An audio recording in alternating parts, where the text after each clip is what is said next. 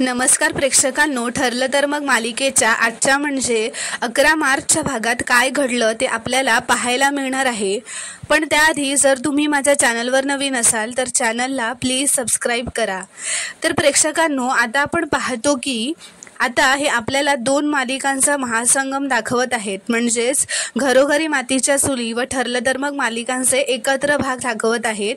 पण आपण फक्त ठरलं तर मगचाच रिव्ह्यू आज पाहणार आहोत. घरोघरी मातीच्या चुली याचा रिव्ह्यू दुसऱ्या व्हिडिओत येईल. तर आता इथे चैतन्य हा अर्जुनकडे काही पेपर्स घेऊन येतो व त्याला म्हणतो, अर्जुन, तू सांगितलंस तसं इन्स्पेक्टर सावंतांशी बोलून विलासची सगळी क्रिमिनल हिस्ट्री मी काढली आहे. एका माणसाच्या डोक्यात विलासने दगड घातला होता, त्याची ही FIR कॉपी आहे. माणूस वाचला म्हणून खुनाची केस नाही झाली.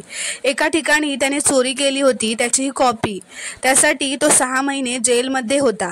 तर अर्जुन त्याला विचारतो, बरं मला सांग, विलास आश्रमात आला त्याआधी तो कोणत्या गुन्ह्यासाठी जेलमध्ये गेला होता? तर चैतन्य म्हणतो, आधी विलास 2 महिने जेलमध्ये होता. एका प्रॉपर्टीचे फेक पेपर्स केल्याचा आरोप त्याच्यावर होता. चैतन्य म्हणतो, अर्जुन, मधुभाऊंना धाक दाखवून त्यांचा आश्रम हडप करण्यासाठी विलास हा परफेक्ट माणूस होता. तर अर्जुन म्हणतो, आणि म्हणूनच महिपतने विलासला बाजूला केले. अर्जुन म्हणतो, पण फेक प्रॉपर्टी पेपर्ससाठी 1 ते 3 वर्षांची शिक्षा होते. पण 2 महिन्यातच विलास कसा काय बाहेर आला, असा अर्जुनला प्रश्न पडतो. याचा अर्थ कोणीतरी विलासची बेल दिली असेल. तर अर्जुन म्हणतो, डिटेल्स काढ, मला पटकन फाईल्स दे, असं म्हणत तो चैतन्याला सांगतो. तर चैतन्य म्हणतो, या फाईल्समध्ये बेलचा तर काहीच रेकॉर्ड्स नाही आहेत. तर अर्जुन चकितच होतो व म्हणतो, हे कसं काय शक्य आहे? फोन लाव जरा इन्स्पेक्टर सावंतांना. तर चैतन्य फोन लावतो. तर आता अर्जुन इन्स्पेक्टर सावंतांशी बोलतो तेव्हा त्याला कळते की बेलचे डिटेल्स त्याला जेलमधून मिळतील. तर अर्जुन म्हणतो, ठीक आहे, उद्या सकाळी आपल्याला जेलमध्ये जावं लागेल. अँड आय एम शुअर की ही लिंक महिपत शिकरेकडूनच असेल. तर आता चैतन्य त्याच्या घरी निघतो. तर आता तेवढ्यातच इथे सायली येते व म्हणते, माझा नवरा आज खूपच कामात दिसतोय. हो, तुमच्यासाठी कॉफी आणू, असं ती विचारायला आलेली असते. तर अर्जुन म्हणतो, हो चालेल, आणा. पण तो तिला आधी जरा थांबवतो व बसायला सांगतो. तिला विचारतो की विलास जेव्हा पहिल्यांदा आश्रमात आलेला तेव्हा त्याचं फर्स्ट इम्प्रेशन काय होतं, तुम्ही सांगाल का जरा? तो चांगला वाटला की वाईट? तर सायली म्हणते, हो, पहिल्या भेटीत माणूस वाईट आहे हे कसं कळेल? तेव्हा फक्त एवढंच वाटलं होतं की हा असा माणूस आहे ज्याला त्याचा मुलगा विचारत नाही. तर अर्जुन विचारतो, त्यानंतर काही वाटलं का त्याच्याबद्दल? म्हणजे त्याच्या वागण्यात असं वेगळं काही वाटलं का? तर ती म्हणते, एकदा ते रात्रीचे मधुभाऊंच्या खोलीत काहीतरी शोधत होते, तेव्हा मी त्यांना हटकलं तर ते जरा घाबरलेलेच वाटले मला. त्यानंतर मी ते सोडून दिलं. तर अर्जुन म्हणतो, अजून काही आठवत असेल का, सांगा ना जरा. तर सायली विचार करत असते. तो म्हणतो, तर ती म्हणते की एकदा मधुभाऊ व विलासचं भांडण झालं होतं. म्हणजे प्रियाचं म्हणणं होतं की आश्रमाची जागा विकून टाकायची आणि विलास तिची साथ देत होते.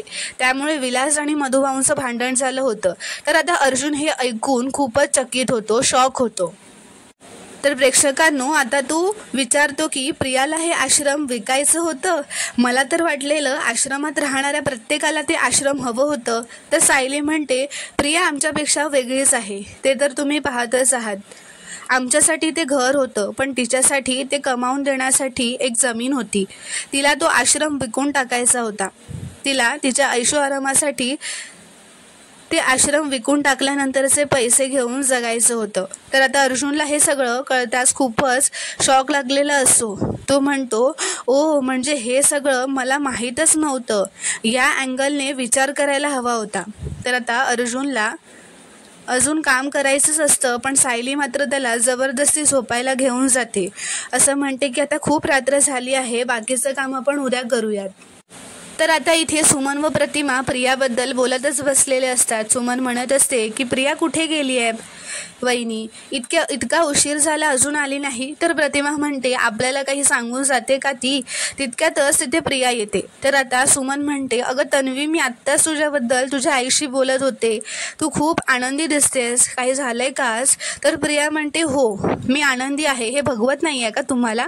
तर प्रतिमा म्हणते, अगं असं का बोलतेस, उलट आम्हाला तर आनंदच वाटतो वाटतोय, छान वाटतंय तुला आनंदी बघून. तर सुमन म्हणते काही विशेष घडलंय का आज? तर ती म्हणते हो ना, आज माझ्या मैत्रिणीचं लग्न जमलंय. नवरा डॉक्टर आहे. मला वाटलेलं माझ्या आयुष्यात कधी आनंद येणारच नाहीये, पण कुणाच्या तरी आयुष्यात आनंद आहे ना हे बघूनच मी खूप खुश झाले, असं ती नाटकच करत म्हणत असते. तर आता सुमन तिला म्हणते हा गुण ना तू तुझ्या आईचाच घेतलायस बाळा, दुसऱ्याच्या आनंदात आनंद मांडणे. तर आता प्रिया मनातच म्हणत असते की मी आता आनंदातच राहणार आहे, कारण सुभेदारांची सून म्हणून त्यांच्या तिजोरीच्या किल्ल्या माझ्या कमरेला असणार आहेत. तर मित्रांनो, इथे आता असं दाखवलं जातं की महिपतने त्याच्या गुंडांना घेऊन मधुभाऊंना किडनॅप केलेलं असतं आणि त्यांना एका खुर्चीवर बांधून ठेवलेलं असतं. आणि आता हे बघून मी सुद्धा जरा शॉकच झाले बरं का. पण नंतर कळतं की हे तर सायलीने पाहिलेलं एक वाईट स्वप्न असतं. सायली दचकून झोपेतून उठते. अर्जुनही उठतो व तिला विचारतो काय झालं सायली, अचानक का उठलात तुम्ही? तर सायली म्हणते मला मधुभाऊंची खूप वाईट स्वप्न पडलं. तर सायली आता काळजी करतच म्हणत असते मधुभाऊ ठीक असतील ना? तर अर्जुन म्हणतो काही होणार नाही त्यांना, ते सेफ असतील. तर सायली म्हणते मग मला एवढं वाईट स्वप्न का पडलं असेल, मला खूप भीती वाटते. तर अर्जुन तिला समजावतच असतो टेन्शन घेऊ नका आणि झोपा आरामात. तर सायली म्हणते मला त्यांच्याशी बोलल्याशिवाय चैन नाही पडणार, मला बरं नाही वाटणार. तर अर्जुन म्हणतो ठीक आहे, तुम्ही त्यांना फोन करा, असं म्हणत आता ती मधुभाऊंना फोन लावते. तर आता मधुभाऊ फोन उचलल्यावर म्हणतात काय झालं साऊ, एवढ्या रात्री फोन का केलास, तिकडे सगळं ठीक तर आहे ना? तर सायली मधुभाऊंचं हे बोलणं ऐकून सायलीला आता जरा बरं वाटतं. ती म्हणते तुम्ही ठीक आहात ना मधुभाऊ? तर मधुभाऊ म्हणतात हो. सायली म्हणते सॉरी हा, मी तुम्हाला झोपेतून उठवलं, तुम्हाला तर तुम्ही आरामात झोपा, असं म्हणत ती म्हणते की मी फोन ठेवते. तर मधुभाऊ सुद्धा म्हणतात की बरं काळजी घे, आता मी झोपतो. तसं आता अर्जुनही सायलीला म्हणतो झालं समाधान तुमचं, आता तुम्हीही शांतपणे झोपा. तर प्रेक्षकांनो, इकडे मात्र महिपतने खरोखरच नानांना म्हणजेच घरोघरी मातीच्या चुली मालिकेतल्या नानांना किडनॅप करून आणलेलं असतं. तो फोनवर म्हणतच असतो तुमच्या नानांना इथे आणलेलं आहे, त्यांचं काय करायचं ते सांगा. आणि हे मात्र स्वप्न नसतं बरं का मंडळी, हे खरंच असं झालेलं असतं. तर इथे आता महेश्वरी ही सुद्धा घरोघरी मातीच्या चुली मालिकेतलीच आहे. ती खूपच नाटक करत असते, म्हणजे सांगत असते, सारंगला सांगत असते की सारंग काय झालं, नाना सापडले का? तर सारंग म्हणतो नाही ना महेश्वरी, मी खूप शोधलं त्यांना, पण मित्रांनो ही महेश्वरी आहे ना, तीच नानांना गायब करण्याच्या मागे तिचाच हात असतो, पण ती घरच्यांसमोर खोटं नाटक करत असते. तर आता मित्रांनो, या मालिकेत ना महेश्वरी ही विलन दाखवली आहे आणि ती जानकीवर खूप जळताना दाखवली आहे. तिला जानकी आवडत नसते, तर ती आता सारंगला तिच्या विरोधात भडकवत असते व म्हणते असे स्वतःहून कुठे जाणार नाना, त्यांना नक्कीच कोणीतरी नेलंय. तर सारंग तिला घाबरतच विचारतो नेलंय म्हणजे कोण घेऊन जाईल नानांना? तर महेश्वरी म्हणते अजून कोण, ती जानकी आहे ना, तिनेच आपल्या नानांना गायब केलंय. सारंग म्हणतो असं ती सारंगला सांगत असते. तर सारंग म्हणतो नाही हो महेश्वरी, जानकी वहिनी असं का करेल? तर सारंग म्हणतो नाना जेव्हा गायब झाले ना, तेव्हा जानकी वहिनी आणि ऋषिकेश हे दोघेही घरी नव्हते, बाहेर होते. तर महेश्वरी म्हणते एक्झॅक्टली, अहो ते दोघं जेव्हा घरात नव्हते तेव्हाच तर नाना गायब झाले आहेत, मग संशयाची सुई कोणावर जाते? सारंग, मी तुम्हाला सांगते ती लोक खूप चाप्टर आहेत, असं ती जानकी व ऋषिकेशबद्दल सारंगला भडकवत असते. आता ते सध्या सगळ्यांच्या गुडबुक्समध्ये आहेत ना, म्हणून कोणी त्यांच्यावर डाऊट घेत नाहीये, पण मला फुल डाऊट आहे त्यांनीच काहीतरी केलं असणार आपल्या नानांना.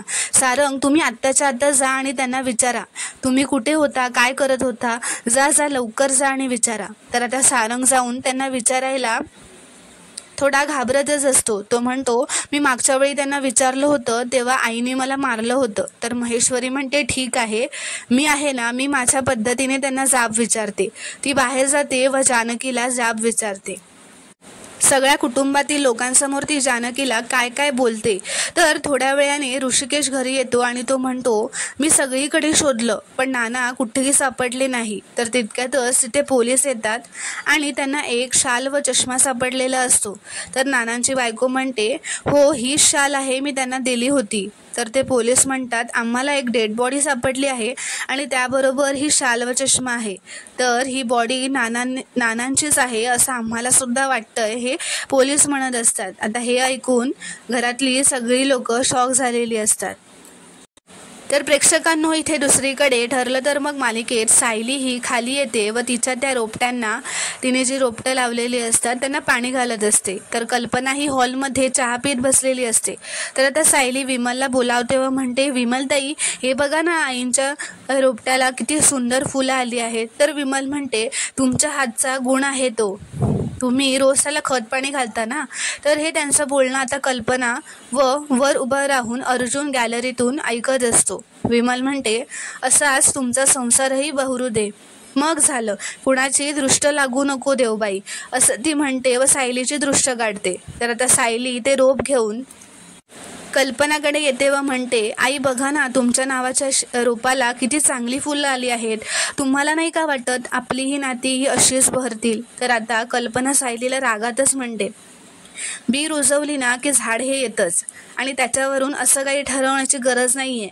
तर आता सायली तिला आणखी काहीतरी सांगणारच असते. तेवढ्यात कल्पना तिथून उठते व विमलला जाऊन सांगते की विमल, वाणसामानाची यादी बनवून ठेवली आहे, ते सामान जरा घेऊन ये जाऊन. तर सायली तिच्या मागे जातच म्हणते, आई अहो, मी कालच यादी बनवून ठेवली आहे, मी आज बाजारात जाणार आहे ना तेव्हा आणते सगळं सामान. तर आता कल्पना सायलीवर रागातच म्हणते की ती आमच्या वाणसामानाची यादी आहे, तुझ्या नाही. तर आता सायली म्हणते, बरं ठीक आहे आई, मी तुमच्यासाठी स्वयंपाक करायचं नाही असं ठरलेलं आहे, सामान आणायचं नाही असं कुठे ठरलं आहे.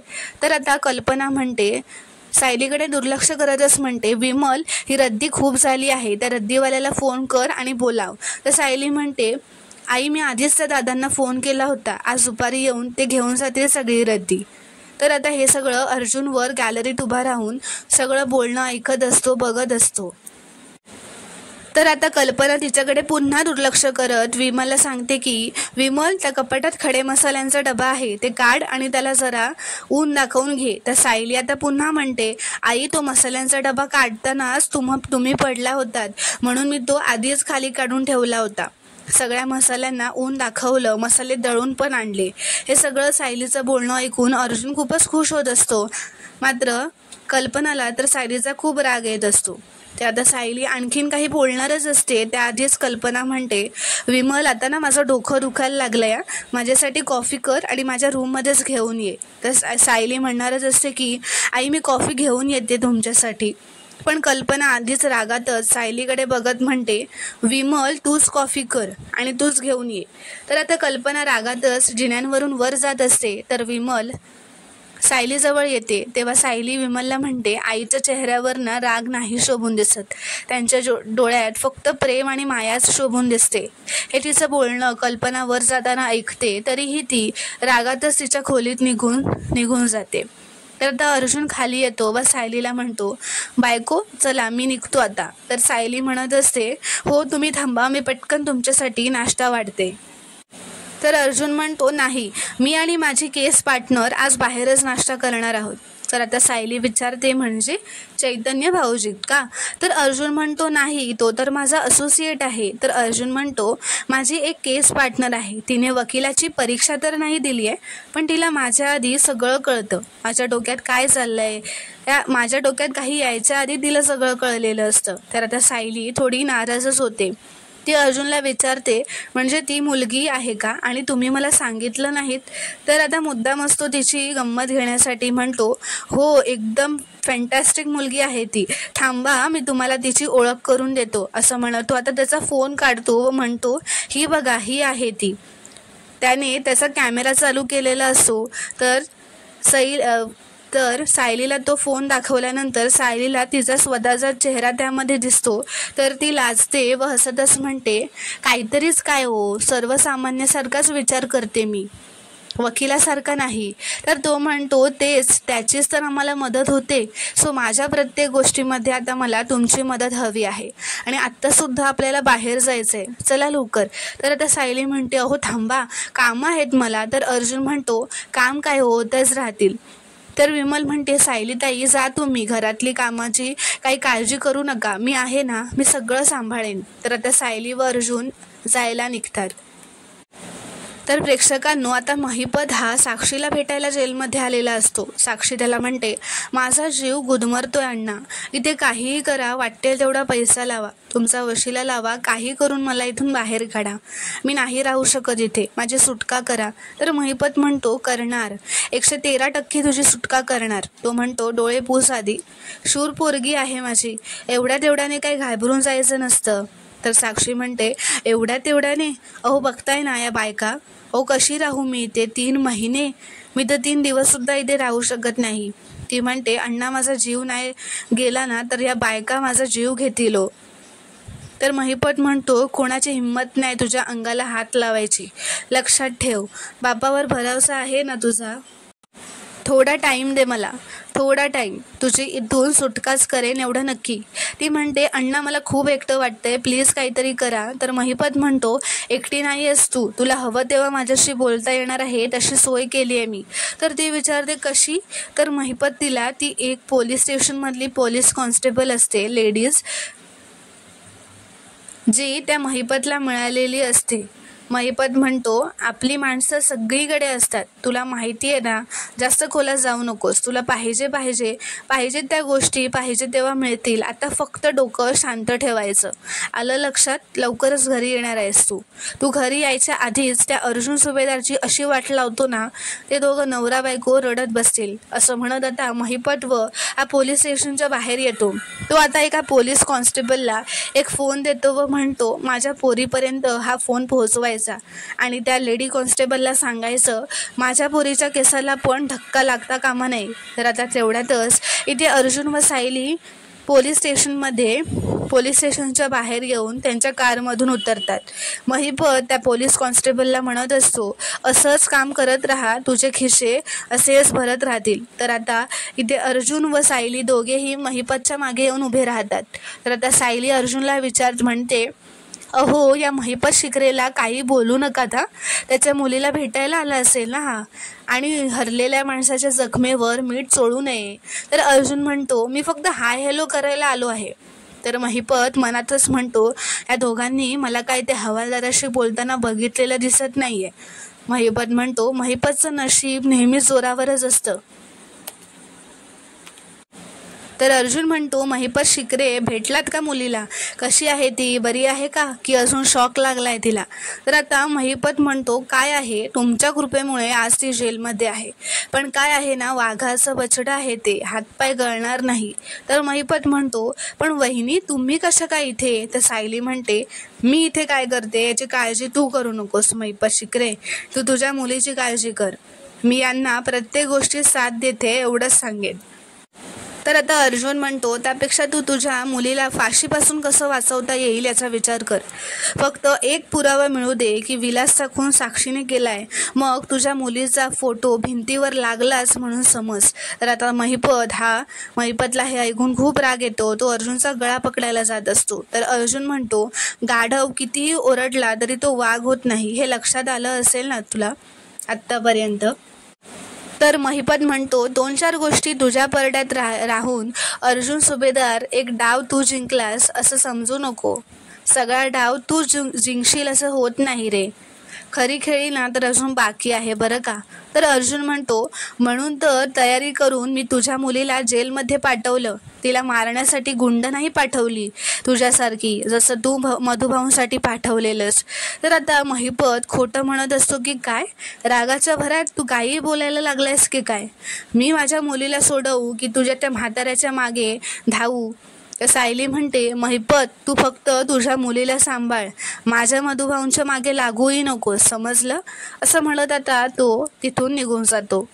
तर आता अर्जुन व सायली आत पोलीस स्टेशनमध्ये येऊन पुरावा शोधण्यासाठी सगळे पेपर सगळे फाईल शोधत असतात, पण त्यांना काहीही सापडलेलं नसतं. तर अर्जुन आता त्या पोलीस स्टेशनमधल्या एका पोलिसाला विचारतो की विलासने फेक प्रॉपर्टी पेपर्स बनवले, त्यासाठी तो 2 महिने जेलमध्ये होता. आणि हे तुम्हालाही माहिती आहे की फेक प्रॉपर्टी पेपर्स बनवण्यासाठी किमान 1 ते 2 वर्ष शिक्षा होते. मग ह्याला 2 महिन्यातच जेल कशी काय मिळाली? हा 2 महिन्यातच बाहेर कसा काय पडला? शिवाय ह्या फाईलमध्ये याचे बेल पेपर्ससुद्धा नाही आहेत. गेल्या 2 तासांपासून आम्ही इथे पेपर्स शोधतोय, पण काही पेपर्स मिळत नाही आहेत आम्हाला. तर आता तो पोलीस म्हणतो की विलासला बेल मिळाली हे खरं आहे, पण ते बेलचे पेपर्स त्या फाईलमधून गहाळ झालेत. तर आता सायली म्हणते असे कसे गहाळ झाले, कारण ते दोघेही आता शॉक झालेले असतात.